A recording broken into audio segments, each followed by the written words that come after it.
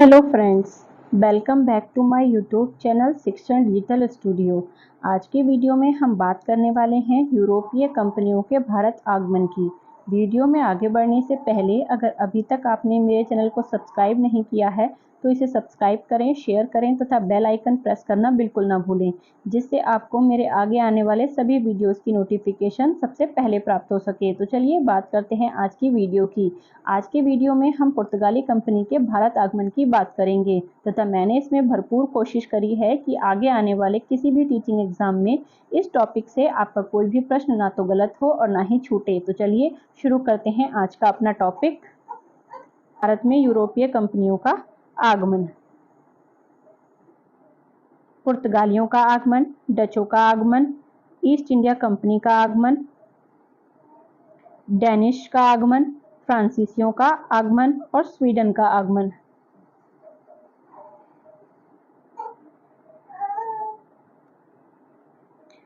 सबसे पहले पुर्तगाली कंपनी का आगमन। सर्वप्रथम पुर्तगाली कंपनी भारत में आई। उनकी कंपनी का नाम एस्तादो दा इंडिया कंपनी था।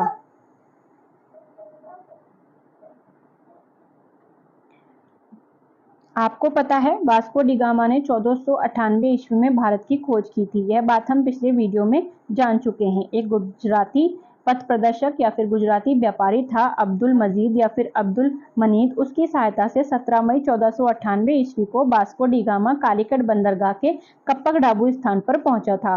वास्को डी गामा को भारत पुर्तगाली शासक इमैनुअल ने भेजा था, यानी कि उस टाइम पे पुर्तगाल का शासक इमैनुअल था जिसने वास्को डी गामा को भारत की खोज करने के लिए भेजा था। अरब व्यापारियों ने पुर्तगाली व्यापारियों से वैमनस्य की नीति अपनाई। जब अरब व्यापारी भारत से व्यापार करते थे, इसके बाद पुर्तगाली व्यापारी यहाँ आए तो उन्हें अच्छा नहीं लगा, क्योंकि उनके व्यापार में एक कॉम्पिटिटर बढ़ गया था। इस वजह से उन्होंने उनके साथ वैमनस्य की नीति अपनाई। इसके अलावा जो कालीकट का स्थानीय शासक था जमोरिन, वहाँ पे स्थानीय शासकों की उपाधि होती थी। तो जो वहाँ का स्थानीय शासक था जमोरिन, उसने पुर्तगालियों का स्वागत किया, क्योंकि उनके लिए एक मौका था अपने व्यापार को और बढ़ाने का। अपनी पहली यात्रा का व्यय निकालने के बाद वास्को डी गामा को 60% का मुनाफा हुआ था और इस बात से यूरोप के लोगों को और ज्यादा प्रोत्साहन भारत के साथ व्यापार करने के लिए मिला। तो 1500 में उनका द्वितीय अभियान भारत आया, जो पेट्रो अल्वारेज कैब्रल के नेतृत्व में 13 जंगी जहाजों के साथ आया था। साथ ही साथ क्योंकि ये जंगी जहाज थे, इन्होंने क्या किया, कालीकट बंदरगाह पर अरब जहाज को पकड़कर जो वहां का राजा था जमोरिन, उसे उपहार दिया। इससे जमोरिन खुश हो गया। 1502 में वास्को डी गामा पुनः भारत आया और 1503 में कोचीन में पुर्तगालियों ने अपनी पहली फैक्ट्री लगाई, जो कि अल्बुकर्क के द्वारा लगाई गई थी। 1505 ईस्वी में कन्नूर में इन्होंने दूसरी फैक्ट्री लगाई। उसके बाद 1505 ईस्वी में पुर्तगाल सरकार ने फ्रांसिस्को डी अल्मीडा को प्रथम पुर्तगाली गवर्नर या बासराय बनाकर भेजा और यह प्रावधान मात्र 3 वर्ष के लिए किया गया था। जब इनका भारत में व्यापार सेट हो गया तो अपने दक्षिणी और पूर्वी एशिया का व्यापार सुरक्षित करने के लिए पुर्तगाली सरकार ने प्रथम गवर्नर के रूप में फ्रांसिस्को डी अल्मीडा को भारत भेजा, जो 1505 से लेकर 1509 तक भारत में रहा। इसका जो उद्देश्य था वो आपको पता है, दक्षिण पूर्वी एशिया का व्यापार सुरक्षित करना था। इसने शांत जल की नीति या जिसे ब्लू वाटर पॉलिसी कहते हैं वो अपनाई। इसने 1505 में अंजाडीवा, कन्नूर तथा किलवा में दुर्ग भी स्थापित किए।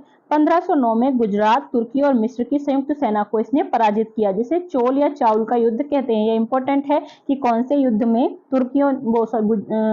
पुर्तगालियों ने गुजरात, तुर्की और मिस्र की संयुक्त सेना को पराजित किया था। इससे पहले 1508 में वह स्वयं उनसे पराजित हो चुका था तथा उसी युद्ध में उसके पुत्र की भी मृत्यु हो गई थी। तो 1509 में इसने उनकी सेना को पराजित करके दमनवा द्वीप पर अधिकार कर लिया। अब क्या था, पुर्तगाली नौसेना बहुत ज्यादा अच्छी थी। पुर्तगाली नौसेना हिंद महासागर की सबसे शक्तिशाली नौसेना बन गई, क्योंकि एक साथ साथ उन्होंने 3 राज्यों गुजरात, तुर्की और मिस्र की सेना को हरा दिया था। तो अब वह हिंद महासागर की सबसे शक्तिशाली नौसेना बन गई थी। हिंद महासागर पुर्तगाली सागर के रूप में परिवर्तित हो गया था, क्योंकि हर जगह इनका ही बोलबाला था। अल्फांसो डी अल्बुकर्क अगला वायसराय बनकर भारत आया। 1509 से 1515 तक रहा। यह पुर्तगाली सत्ता का वास्तविक संस्थापक इसे ही माना जाता है। मतलब इससे पहले के जो लोग थे उन्होंने व्यापार पर ज्यादा ध्यान दिया, लेकिन इसने क्या किया, यहाँ पर अधिकार करने पर भी ध्यान दिया। तो बारबोसा क्या था, अल्बुकर्क के लिए द्विभाषी के रूप में काम करता था, क्योंकि यहाँ के लोगों की भाषा पुर्तगालियों को समझ नहीं आती थी और पुर्तगालियों की भाषा यहाँ के लोगों को समझ नहीं आती थी। तो अल्बुकर्क और जो राजा थे उनके बीच वार्तालाप के लिए जो बारबोसा था वो द्विभाषीय का कार्य करता था। 1503 में पुर्तगाली फैक्ट्री कोचीन में स्थापित की इसने। आपको पता उस टाइम पे ये वायसराय नहीं था, 1503 में ही कोचीन में इसने दुर्ग का निर्माण भी कराया था। फिर 1509 में सरकार ने इसे पुर्तगाली गवर्नर बनाकर भेजा और गवर्नर बनते ही अगले साल 1510 में इसने गोवा को जीत लिया। गोवा को किससे जीता इसने? गोवा को बीजापुर के शासक यूसुफ आदिल शाह से इसने जीत लिया। यहाँ ध्यान देने योग्य बात यह है कि गोवा पुर्तगालियों के अधिकार में स्वतंत्रता के पश्चात यानी कि 1961 तक रहा। 1511 में मलक्का पर इसने अधिकार कर लिया। 1515 में इसने होर्मुज बंदरगाह पर भी अधिकार कर लिया जो फारस की खाड़ी में स्थित था। स्थायी आबादी के लिए इसने भारतीय महिलाओं से विवाह की नीति चलाई, यानी कि अपने सैनिकों और जो इसके साथ लोग थे उनको भारत की औरतों से विवाह करने के लिए इसने प्रोत्साहित किया। साथ ही साथ अपने एरिया में यानी कि जिस एरिया पर इसका कंट्रोल था वहां पर सती प्रथा समाप्त करने का भी प्रयास किया। इसके अलावा अल्बुकर्क की मृत्यु गोवा में ही हुई और इसकी कब्र भी वही है। उसके बाद आता है Vasco D gamma. Vasco D gamma 1524 ईस्वी में वायसराय बनकर भारत आया। तीसरी बार 1 दिसंबर 1524 में कोचीन में इसकी मृत्यु हो गई और कोचीन में ही इसकी कब्र है। उसके बाद है नीनो डी कुन्हा, 1529 से लेकर 1538 तक रहा। अल्बुकर्क के बाद ये सबसे महत्वपूर्ण गवर्नर था। इससे पहले भी बीच में भी गवर्नर आए लेकिन वो इतने ज्यादा महत्वपूर्ण कार्य कर नहीं पाए, सिर्फ व्यापार पर ही अपना ध्यान रखा। 1529 में भारत आया ही है और गोवा को इसने राजधानी बनाया। इसका जो सबसे महत्वपूर्ण कार्य था वो कोचीन से पुर्तगालियों की राजधानी को गोवा स्थानांतरित करना था। 1534 में इसने बेसिन या बसई पर अधिकार कर लिया।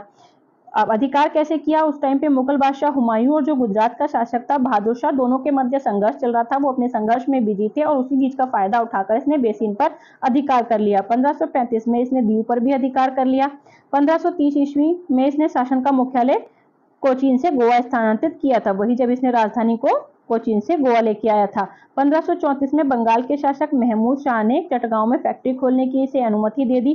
पुर्तगाली जो थे वो चटगांव बंदरगाह को पोर्टो ग्रांडे यानी कि महान बंदरगाह कहते थे। 1654 ईस्वी में पुर्तगालियों ने अंग्रेजों को अपने अधिकृत पूर्वी क्षेत्रों में निवास और व्यापार करने की मान्यता दी। उस टाइम तक अंग्रेज भी यहाँ आ चुके थे, तो पुर्तगाली क्योंकि पहले से अपना दबदबा यहाँ कायम किए हुए थे तो उन्होंने अपने जो पूर्वी क्षेत्र थे उनमें अंग्रेजों को रहने के लिए और व्यापार करने के लिए अनुमति दे दी। उसके बाद आता है गार्सिया डी नारोन्हा। वो 1538 से लेके 1540 तक रहा। 1538 में इसे गवर्नर बनाया गया। इसने क्या किया? आते ही दमन, सालसेट, चौल, बम्बई, सेंट टोमे, मद्रास और हुगली में अपने केंद्र स्थापित कर लिए। साथ ही साथ इसने श्रीलंका यानी सीलोन पर भी अपना अधिकार कर लिया, उसके अधिकांश भागों पर। इसके बाद देखते हैं पुर्तगालियों के विषय में अन्य महत्वपूर्ण तथ्य। 1542 में पुर्तगाली गवर्नर मार्टिन एफांसो डे सोयूसा के साथ पुर्तगाली धर्म प्रचारक सेंट फ्रांसिस जेवियर प्रथम भारत में यानी कि भारत में प्रथम ईसाई धर्म प्रचारक थे, वो भारत आए। 1559 में पुर्तगालियों का दमन पर भी अधिकार हो गया। उसके बाद धर्म परिवर्तन तथा धर्म प्रचार प्रसार करने वाले पुर्तगाली प्रथम थे। 1560 ईस्वी में इन्होंने एक धार्मिक न्यायालय की स्थापना की जिसका नाम इनक्विजिशन था। ये काफी इंपॉर्टेंट है कि पुर्तगालियों के धार्मिक न्यायालय का नाम क्या था, तो उसका नाम इनक्विजिशन था। उसके बाद 1572 ईस्वी में पुर्तगाली गवर्नर एंटोनियो द नोरोन्हा के समय अकबर ने कैम्बे में पहली बार समुद्र को देखा था। यह प्रश्न आता है कि अकबर ने पहली बार समुद्र को कहाँ देखा था, तो कैम्बे में देखा था, साथ ही समुद्र की यात्रा भी की थी। अकबर के साथ पुर्तगालियों के अच्छे संबंध थे और उसके दरबार में 2 पुर्तगाली ईसाई पादरी मानसरेट तथा फादर एकाबेबा का भी आगमन हुआ था। पुर्तगालियों ने हुगली में कोठी अकबर की अनुमति से ही स्थापित की थी। उसके बाद पुर्तगालियों से जो मुगलों के संबंध खराब हुए वो जहांगीर के समय से हुए। जहांगीर भी शुरुआत में नहीं चाहता था कि उसके संबंध पुर्तगालियों से खराब हो। उसने 1607 और 1610 ईस्वी में 2 मिशन गोवा भेजे थे ताकि उनके संबंध अच्छे बने रहें, लेकिन ऐसा हुआ नहीं। हुआ क्यों नहीं? क्योंकि 1613 ईस्वी में पुर्तगालियों ने सूरत में 4 शाही जहाजों को पकड़ लिया और लूट लिया। जहांगीर ने मुगल गवर्नर मुकर्रब खां को पुर्तगालियों को दंडित करने के लिए भेजा। उसने अंग्रेज नौसेना कप्तान डॉन्टन के सहयोग से पुर्तगालियों को पराजित किया। मुगलों के पास क्योंकि इतनी अच्छी नौसेना नहीं थी या कहीं की नहीं थी, तो इसलिए उसने अंग्रेजों की मदद ली और अंग्रेजी नौसेना का जो कप्तान था, कप्तान डॉन्टन, उसके सहयोग से पुर्तगालियों को पराजित कर दिया। जहांगीर ने आगरा, लाहौर स्थित उनके जो गिरजाघर थे उन्हें बंद करा दिया और उनसे सभी व्यापारिक सुविधाएं अपनी वापस ले ली। लेकिन बाद में जेसुइटों की सहायता से समझौता हो गया, क्योंकि इस फैसले के बाद जो पुर्तगाली थे उनको व्यापार में काफी नुकसान झेलना पड़ा। आगे देखते हैं 1622 ईस्वी में डचों ने पुर्तगालियों से होर्मुज बंदरगाह को जीत लिया और किसकी सहायता से? पारसी सेना की सहायता से। होर्मुज पुर्तगालियों के पास सिर्फ 1515 से लेकर 1622 ईस्वी तक रहा और उसके बाद 1628 में अंग्रेजों ने इस पर अधिकार कर लिया। अंग्रेजों ने इस पर कैसे अधिकार किया ये हम अंग्रेजों के चैप्टर में देखेंगे। फिर 1632 आता है। 1632 में पुर्तगालियों से मुगलों का पुनः संघर्ष हुआ, क्योंकि चटगांव और हुगली में जो उनकी कोठी थी वहां से उन्होंने मुमताज महल की नौकाओं का अपहरण कर लिया था। इस पर शाहजहां को गुस्सा आ गया, क्योंकि मुमताज महल शाहजहां की वाइफ थी जिसकी याद में उसने ताजमहल बनवाया। तो शाहजहां के आदेश पर मुगल गवर्नर कासिम खान ने हुगली पर आक्रमण कर दिया।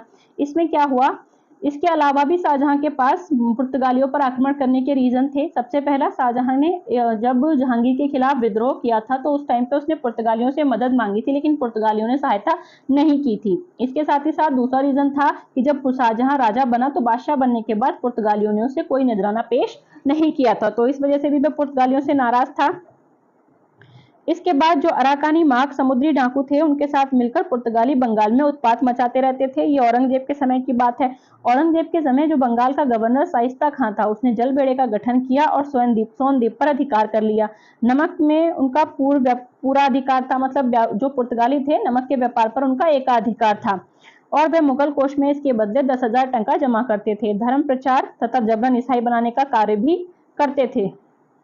1639 ईस्वी में मराठों ने पुर्तगालियों से सालसेट तथा बसीन भी छीन लिया। वो बसीन जिस पे उन्होंने कब्जा किया था उसे पुर्तगालियों से मराठों ने 1639 में छीन लिया। फिर 1641 में डचों ने पुर्तगालियों से मलक्का दुर्ग भी जीत लिया। आप देख रहे हैं कि धीरे धीरे जो इनकी शक्ति थी वो कम होती जा रही है। 1661 ईस्वी में पुर्तगालियों ने बंबई द्वीप ब्रिटिश सम्राट चार्ल्स द्वितीय के पुर्तगाली राजकुमारी कैथरीन से विवाह के फलस्वरूप दहेज में दे दिया। अब क्या हुआ, जो मुंबई पर पुर्तगालियों का अधिकार था, 1661 में जब पुर्तगाली राजकुमारी कैथरीन का विवाह सम्राट के राजा से हुआ तो उन्होंने जो ब्रिटिश सम्राट थे उनको जो मुंबई था वो गिफ्ट में दे दिया, यानी कि दहेज के रूप में दे दिया। और इस तरह से जो मुंबई था वो ब्रिटिश सम्राट चार्ल्स द्वितीय के पास पहुंच गया और उसके बाद उन्होंने ईस्ट इंडिया कंपनी को इसे लीज पर दे दिया, यानी कि किराए पर दे दिया और इस तरह से मुंबई अंग्रेजों के पास चला गया।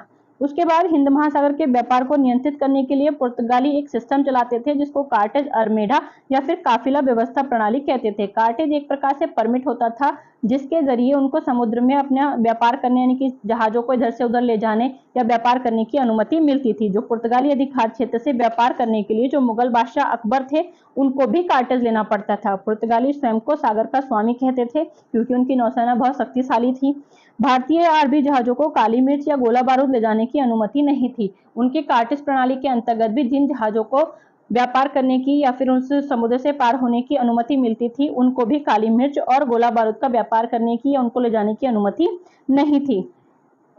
उसके बाद देखते हैं पुर्तगाली पतन के कारण। पतन के कारण इनके क्या थे, आपने अभी ऊपर देखा कि इतने शक्तिशाली हैं कि समुद्र पर इनका राज है, समुद्र के स्वामी खुद को कहते हैं, लेकिन उसके बाद भी इनका पतन क्यों हो गया? तो सबसे पहला रीजन है इनका भ्रष्ट जो शासन था वो भ्रष्ट हो चुका था। इसके अलावा इनकी धार्मिक और वैवाहिक नीति जो जबरदस्ती ये धर्म परिवर्तन कराते थे तथा अपने लोगों को यहाँ की औरतों से जो विवाह करने के लिए प्रोत्साहित करते थे, यानी कि जो इनकी वैवाहिक नीति थी। इसके अलावा 1580 में स्पेन द्वारा पुर्तगाल का विलय कर लिया गया था, तो इससे भी इनकी जो स्वतंत्रता थी वो छिन गई थी। उसके बाद मुगल साम्राज्य का विस्तार धीरे धीरे हो गया था, यानी कि एक शक्तिशाली साम्राज्य का राज्य पूरे भारत पर हो गया था जिनके सामने टिकना या जिनके नियम कानूनों के अंतर्गत रह के इनका व्यापार करना आसान नहीं था। इसके अलावा सबसे ज्यादा जो इम्पोर्टेंट है वो है अंग्रेज जैसे शक्तिशाली प्रतिद्वंदियों से मुकाबला, क्योंकि अंग्रेज बहुत ज्यादा शक्तिशाली बनकर उभरे और उनके सामने टिके रह पाना इनके लिए आसान नहीं था।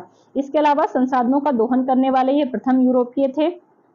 अब पुर्तगाली प्रभाव देखते हैं तो तंबाकू, मूंगफली, अमरूद, लीची, आलू, मक्का, पपीता, बादाम, संतरा, अनानास, काजू और शकरकंद ये सब भारत में पुर्तगालियों के जरिए ही आया, यानी कि पुनः पुर्तगाली ही भारत में लेकर आए। इसके अलावा जहाज निर्माण तथा प्रिंटिंग प्रेस 1556 की स्थापना का श्रेय भी इनको ही जाता है। भारत में गौथिक स्थापत्य कला का आगमन भी पुर्तगालियों के जरिए ही हुआ। इसके अलावा 1563 में पहले वैज्ञानिक ग्रंथ जिसमें जड़ी बूटी और वनस्पतियों के बारे में दिया गया था उसका प्रकाशन भी गोवा से इनके द्वारा ही किया गया। इसके अलावा भारत और जापान के व्यापार को प्रारंभ करने का श्रेय भी इन्हीं को जाता है। इस तरह हमने देखा कि भारत में कैसे यूरोपीय कंपनियां आई और यूरोपीय कंपनियों के आगमन के अंतर्गत आज हमने पुर्तगालियों के आगमन को देखा। किस तरह से पुर्तगाली यहाँ पर आए, किस तरह से उन्होंने अपना व्यापार यहाँ पर किया और किस तरह से उनका फिर पतन हो गया और अंग्रेजों का उत्थान होने लगा धीरे धीरे। इसी तरह अगर आप डिटेल में और भी आधुनिक भारत के इतिहास को पढ़ना चाहते हैं तो बने रहिए मेरे साथ। Thank you for watching.